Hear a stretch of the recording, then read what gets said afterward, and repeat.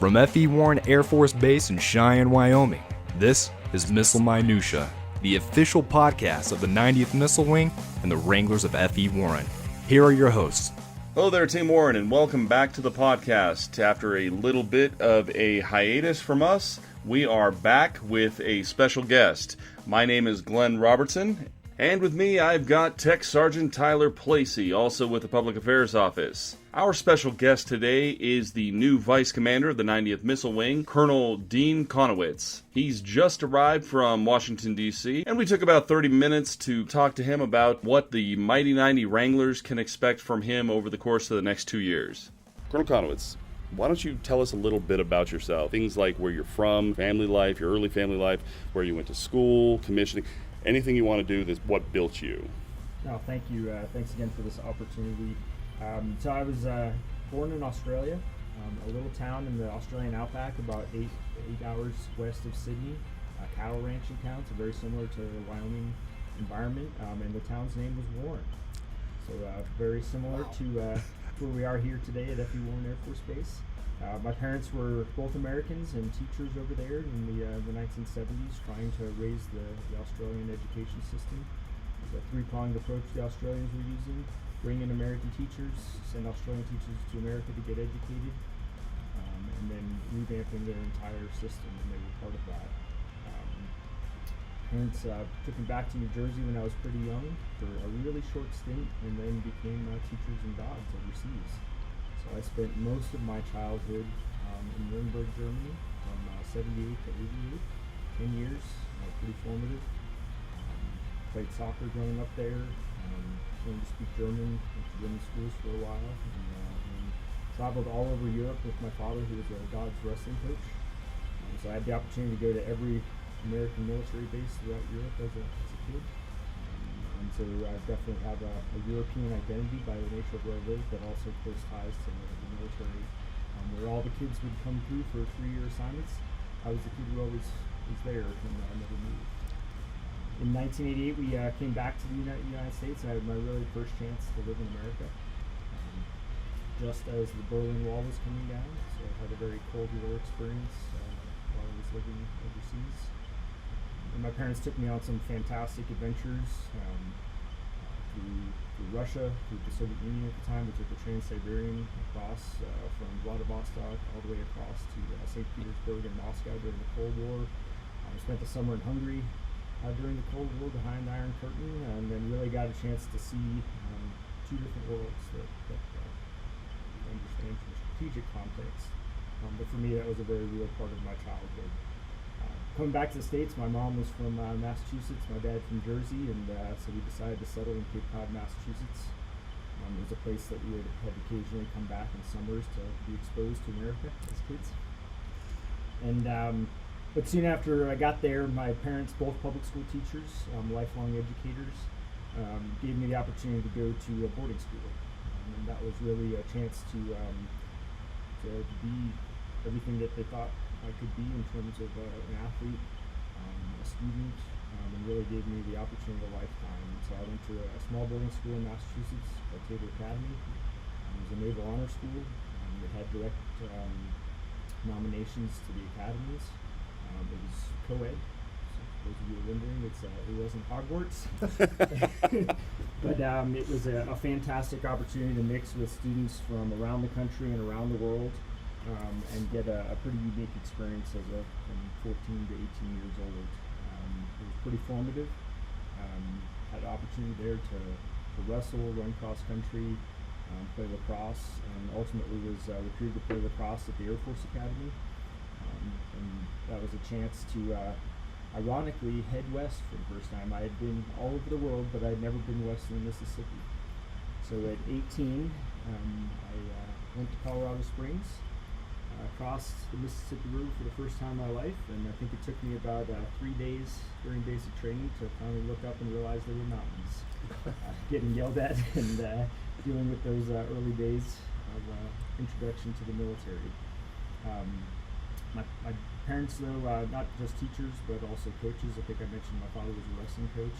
And so a formative part of what he taught me and gave me that foundation was that life is a struggle. And don't try to avoid that struggle. And I think wrestling is a unique sport because it's a team sport, but it's also an individual sport, and there's nothing that illustrates that struggle more than going out as a young person on a wrestling mat all alone and getting your butt kicked. That will shape who you are and also teach you a lot about failure but resiliency, about struggling as an individual but yet still having to try to accomplish something for a team. The other part that was formative of my childhood is my parents, much of their time teaching was with autistic children and young kids who were disadvantaged, special ed but also economically disadvantaged. And what they taught me was to never give up on my fellow human being. And I think that's a powerful message in leadership, and you'll hear that echoed throughout my view of leadership. Academy was, of course, a formative time. It's as anyone who's gone through basic training or entered into the military, it's a behavior modification program. And we all come out different, hopefully a little better. But had a fantastic experience there, not just playing lacrosse, but meeting some of the best friends in my lifetime. And I often say that the academy taught me everything I needed to know about the Air Force. And then as I graduated, I subsequently forgot it all and had to relearn it over the last 20 years since. No, that's a slice of who I am. I do have a younger brother and younger sister. My younger sister's a director of admissions out at Santa Clara University in California, and my younger brother is a Huey pilot in the Air Force. So we've had the unique opportunity to be stationed together here at the 90th Ops Group years ago. We also had an opportunity to both be in Alabama at the same time at two different bases, but pretty close by. And then most recently, he was a Huey pilot out at Andrews while I was at the Pentagon. So pretty unique opportunity to cross paths with a sibling to share a similar Air Force experience. And then on to my own personal family. Married to my wife Carrie for a little over 15 years now. We actually met here at F.E. Warren Air Force Base in the Building 34. So for all of you defenders out there, that used to be the ops group, and defenders were part of it. So we met upstairs. If you go up the stairs and to the left is the old 319th Missile Squadron. I mean, that is where my wife and I had the great pleasure of meeting for the first time. And I have two beautiful daughters, Natalie and Isabella, 12 and 14 years old, who have just been awesome, great supporters of our time in the Air Force. And I think we're just an Air Force family that's gone all in years ago. So that's who I am in the basics, and hopefully that answers it. Yes, sir. Is your wife originally from the Cheyenne area, or? No, she's actually from Southern California, but her parents up and moved to Montana, small town south of Missoula, when she was in high school. So I think she falls somewhere between California and Montana, and then went to college at University of Portland, so Pacific Northwest. Gotcha. She's definitely a Rocky Mountain Broncos fan. Okay. Do you echo that sentiment in being a Broncos fan? I am actually a New England Patriots fan. So my mom won that battle. My dad's a Yankees and Giants fan, but my first experiences were with the Patriots, Red Sox, and that New England spirit. I hold that to this day. I feel like at least the Red Sox is a better choice. I'm not 100% sold on the Patriots choice, but you know, at least you know that he was a fan of that team before 2000. I did. I was a fan. Had some heartbreaking moments. In '85, lost to the Bears. In '96, lost to the Packers. Red Sox, of course. Most of my childhood was a bunch of disappointments, and to watch my dad on the couch in '86 jumping up and down for the Red Sox as Bill Buckner watched the ball go through his legs. Yep. Painful, but I stuck with him, and the last 20 years has been pretty fruitful, I would have to say. 2 decades. Well, even some UMass in your time. Yes, had some great runs, and it's a quiet program. My parents actually both went to the University of Massachusetts. Really? During the days of when Dr. J was their star player. So it was, yes, very proud of my New England upbringing. And, sure. No doubt there are in terms of section of the country where folks in the military are from, New England is not popular, and many more folks are from Texas, Florida, Sure. California, the Midwest. So I take my share of browbeating for being a New England fan. I've learned the same thing being an Ohio State fan, even though there are a lot of them. The Ohio State. Absolutely, you can't miss the V. But as I've gone through, I've realized as they are more successful, which the Patriots have been, as they're more successful, I get more crap. That's true. Myself, having gone to the University of Florida, there's ties between our two schools, and some of it being, the 41-14 victory, and then some of it being, stealing our coach. So, there's some history there. But I don't know if you know this, sir, but he was at Ohio State long before he was. So let's shift gears a little bit, although I would love to talk more about sports with you. I could do that all day. What do you think about CFD? I mean, obviously, we've kind of missed a year here, but from what I understand, you've kind of got a pass with the Cheyenne Frontier Days. How do you plan on getting involved when we restart the Daddy of them All? No, so thank you. That's a great question. I do have a deep passion for Cheyenne Frontier Days. This summer would have been my 11th one on active participating in. I think it's just a fantastic community event, and not just an event. It's really part of the Cheyenne culture. It's part of the base culture. Sure. Of course, everyone knows this base grew up hand in hand with the city of Cheyenne and the state of Wyoming. But it captures that rugged individualism that we celebrate here in the West, but it also celebrates a community, because throughout the history of the West, while we so often focus on that rugged individualism, survival really meant communities coming together. And so CFD is more than just a rodeo. Like all sports, I love watching the rodeo, I love being part of it. But it's a community celebration. It has deep ties, both historical, and it expands beyond just Wyoming. For those of you who've been here before, roughly 250,000 folks come into town. It brings people together, whether it's the music or the fun that the kids have, the carnival pieces, but then just all of the other elements that come together, from the cattle drive to the coronation ball. So I have participated in Frontier Days in numerous ways. I've picked up trash after concerts late at night. I have showed up early in the morning to work burrito stands for actually the folks in the rodeo to get their breakfast. I've sold beer and margaritas and every other drink you could imagine. And I've also had the opportunity to help build structure and lead the coronation ball, and we've held that coronation ball at a series at various different locations throughout Cheyenne, from Frontier Park to the Holiday, what used to be the Holiday Inn on I-80, to one of the most historic ranches just on the southeastern part of town. And Coronation Ball is pretty unique to the ops group. It was something the ops group and OPD had always run, but it also was the kickoff to the entire Frontier Days, so that's what got the community, brought the community together and got them pretty jazzed. I'm hoping in the next few years while I'm here, I can engage and continue to learn from the community and be part of Frontier Days across the board. What I'm learning coming back is that just when you think you've seen it all, there's another element or there's another piece of it, and nothing is stagnant. It continues to grow. Frontier Park has expanded, so I'm excited to get over there and see what's been added.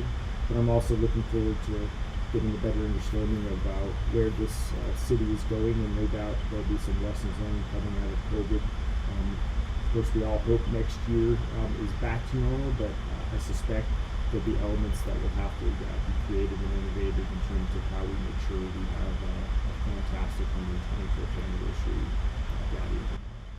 I did just see that they're starting the 365 to 125. Yep. The slogan that's coming through. You mentioned cleaning up after concerts. In the 11 times you've been to CFD, what is your favorite concert that you've been able to attend? I have to say my favorite was by far Willie Nelson. Awesome.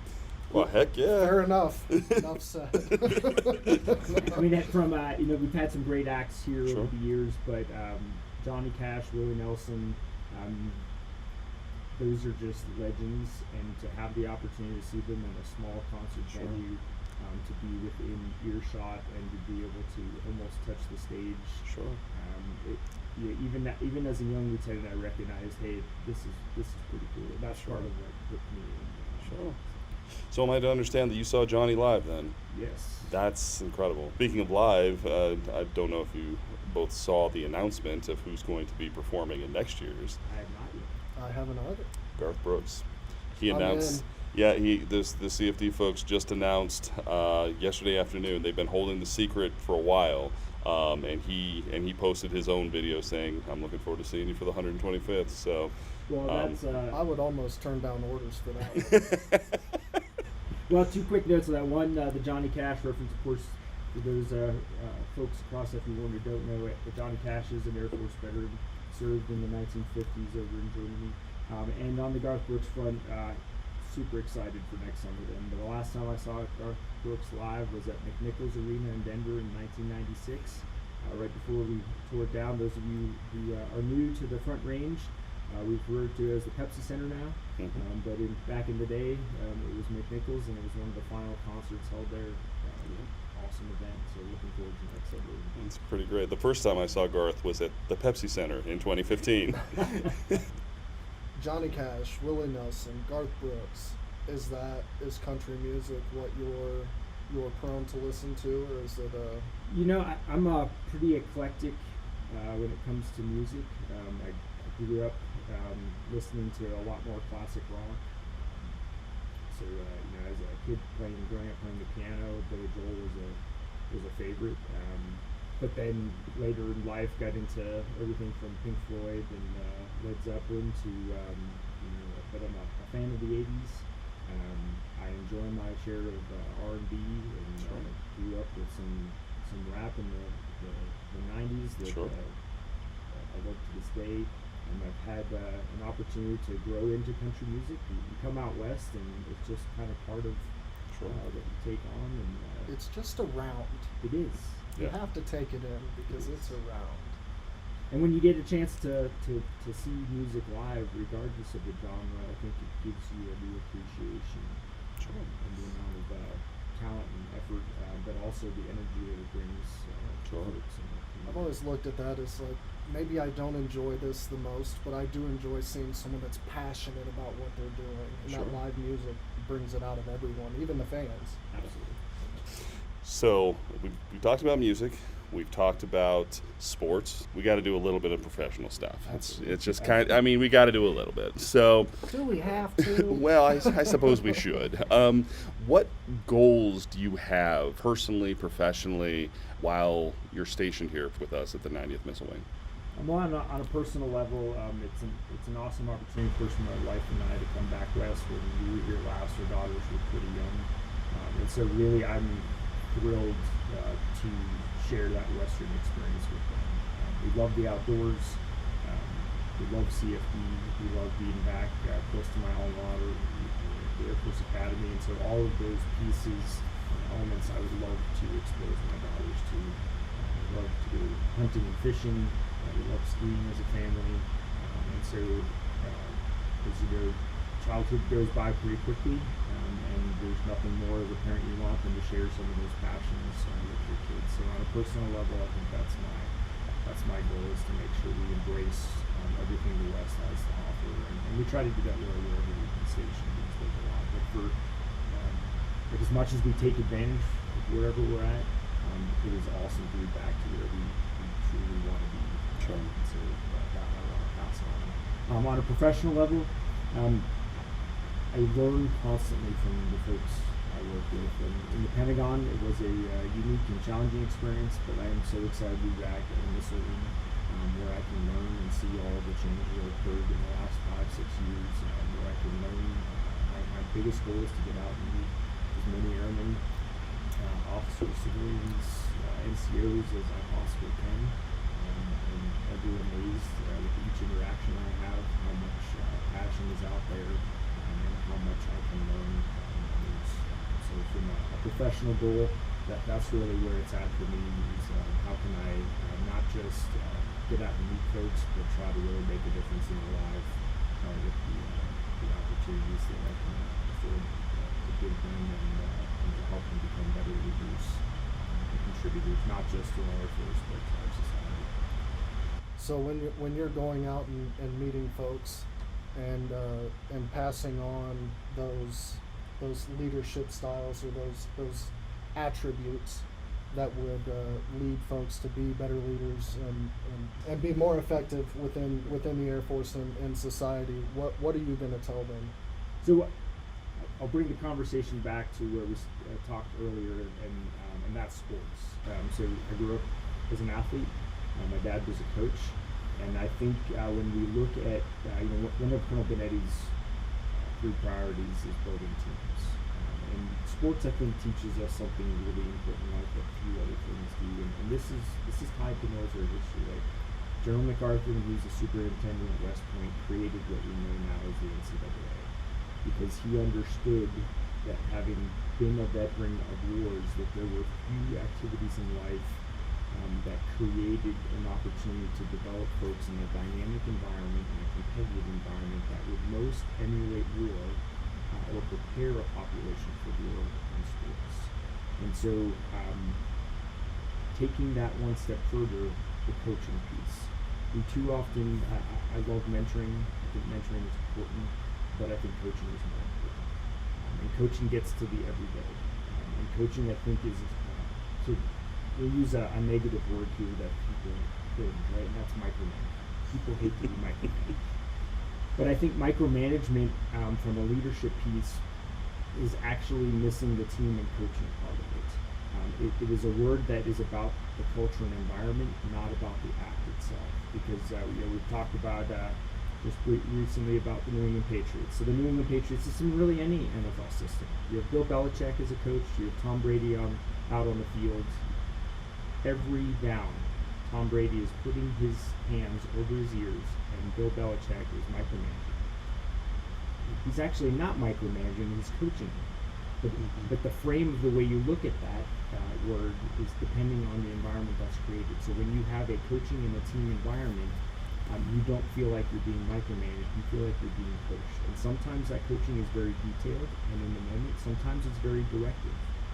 But when you understand you're part of a team, you don't see it that way.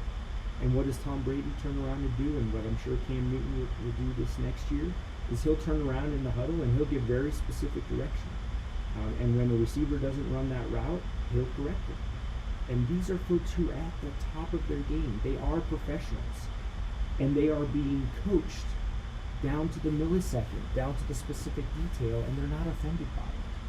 And so when I hear someone say I'm being micromanaged, it's not the way the data is being pushed that bothers me.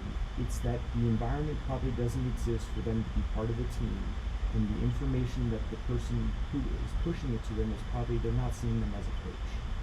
And so it's a different way to frame the same issues. And coaching comes with, and this is part of my leadership style too, is that I think love is an important piece of this. But love, whether it's love for parents for their kids or a coach for a team, there's tough love. There are times that being tough and disciplined is actually making a difference, not just maybe today, but down the road of changing someone's life for the better. So those are a couple of the ways I see the world. Sports has a huge influence on that, but I think there is a connected piece there to leadership. For sure. There's a couple of other notes I just want to pass on about, I guess, just to understand how I approach leadership. I think empathy is a huge component of leadership and walking in other folks' shoes. And so to the Cheyenne community, especially here the FE Warren community, part of what I try to do is take myself back to what was it like for me to be a lieutenant here at FE Warren? What was it like for me to be a major here at FE Warren? And I think when I look back on those experiences, I lived in Fort Collins as a young officer. I've lived downtown Cheyenne. I've owned a home in the community. I've rented the community. I've lived on base before. Went to grad school at Laramie and did the commute over there. I think as I look back, and I was thinking through this past week, kind of stepping foot on this base again, I've kind of lived a whole series of experiences that I think many of our folks live. And there's no right one or wrong one. But I also want to remind folks we are shaped by our environment. And as humans, we often think we dominate our environment, but it actually subconsciously shapes us more than we think. And so as I've done some reflecting, I realize how much this community and this environment, this space has shaped me. And with that, I have probably inherent bias. I like it here. But I also recognize that struggle to understand a new culture, I was not from out west, took time. And so I think it's really important for leaders, not just in terms of the environment where people are living, but for being part of the Air Force, to give folks time to grow and mature and gain that understanding. That is not instantaneous. And so when you have empathy for someone else, looking back on your own experience, if it took time for you to grow and mature and learn, then make sure we're giving folks that safe space to do the same. One other note on leadership that I'm passionate about is happiness. And I tell my daughters this all the time, and I tell the units that I've commanded this in the past.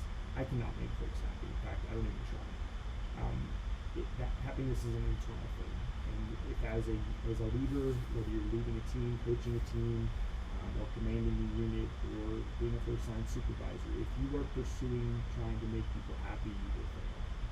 It is not the way to go. What I would encourage folks to do is look towards our core values. Pursue excellence. Demand excellence of folks. And what I found is when folks rise, when our team members rise to excellence, they tend to be happier. And that is where I think we should put our energy. So those are a couple of tidbits of how I see the world. The last part, I guess, I would be folks with from a leadership standpoint is character. How you treat someone who can do nothing for you, I think speaks volumes about your character. And if we could all look at the world through that lens and take care of folks, even when they're maybe not part of our team, can't advance our career, can't make a difference in our life, but treat them with kindness, respect, dignity, I think we would do our community, our base, our Air Force, our world. Wise words. Absolutely. So I'm going to do another gear shift, but I want to bring together some of the things you've talked about sports, some of the things that you've talked about at your alma mater, and some of the things you just mentioned about grad school and being in Wyoming. How do you reconcile, from a sports standpoint, the fact that you went to grad school at UW and you went to undergrad at the academy, and they're both in the same conference? How do you toe that line, sir? It is a tough one. Some days it's a difficult who do you cheer for at a football game over at Laramie or down at the academy. But other times, as you know, within conferences, there's conference pride too. And so there are years where Wyoming basketball has been fantastic, and it's hard not to cheer for it. And there are other years where an academy team is on top, and it just it kind of shakes out pretty easily. I love going over to Laramie to watch wrestling matches, see the football team beat up on some big state schools from around the country. And I think ultimately when it comes down to it, though, and it comes down to the two, you have to go back to your roots, those formative years. So I ultimately, I think, end up cheering for the academy against Wyoming. But that's not to say that Cowboys are in my heart. Just want to see a competitive game. Everybody do Absolutely. well, and the academy end up winning, I guess. Absolutely. So I think we've kind of gotten to the point where we could probably start wrapping this up, sir. Is there anything that you'd like to add or tell the Wranglers of the Mighty 90, parting shot or anything like that? No, just look forward to getting out and meeting each of you. Please, anytime you see me out and about, whether I'm raking leaves in my front yard or out riding my bike around base, out in the community at large or in your unit, or if you happen to be up in the front office in the headquarters building, come up, chat. I'd love to hear your story. I think every airman story is important. I believe deeply in leadership at the individual level, and I hope to learn a ton from you all. Also looking forward to just being part of this amazing team. I think Konowicz has set an environment here for folks to be really successful and innovative, and also to be part of that team. So you'll hear me say team and coaching and all of these sports references over and over again. As you can tell from this interview, it was pretty formative in my life. but I think it's something all of us can relate to. So I'd love to hear about who you're cheering for. I'd love to take the ribbing on how you think Cam Newton's going to do this year, and love to hear about where you all come from, and not just that, but what are your struggles? Going back to how I started this conversation, life is a struggle, and that's okay. You're not alone. We're here together. I'm looking forward to making each one of you better. And I'd ask if we can each do that. We have two missions here in the middle, two jobs to do as military. One, get the mission done. And get that done with excellence. And part of our mission here is a no-fail mission. Strategic deterrence. The second part is to build our replacements. And if we're not doing one, we should be doing the other. And we should be doing the other with all our energy and passion. One of my core leadership principles is to care more about other people's careers than my own.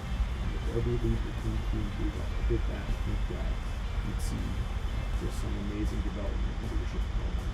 So with that, just proud to be a Wrangler, proud to be back here in the American West, proud to be part of the Cheyenne community. I do hope to see you out and about on the slopes. I'm a passionate skier, so if you're looking to get up the mountains, cross country, downhill, doesn't matter. If not, I look forward to seeing you on this. Awesome. Thank you so much for taking time to come out and talk with us today, and I'm sure we'll see you around. Perfect. Thank you, sir. Appreciate it. Well, folks, that's our show. Thank you again to Colonel Konowicz for taking the time to come talk to us. We appreciate all of you tuning in. The podcast will be back again next week. If there is something that you'd like us to track down, some folks that you'd like us to talk to on Missile Minutia, feel free to shoot us an email at 90mw.pa@us.af.mil, and we will see what we can do. Thanks again for tuning in, and take care.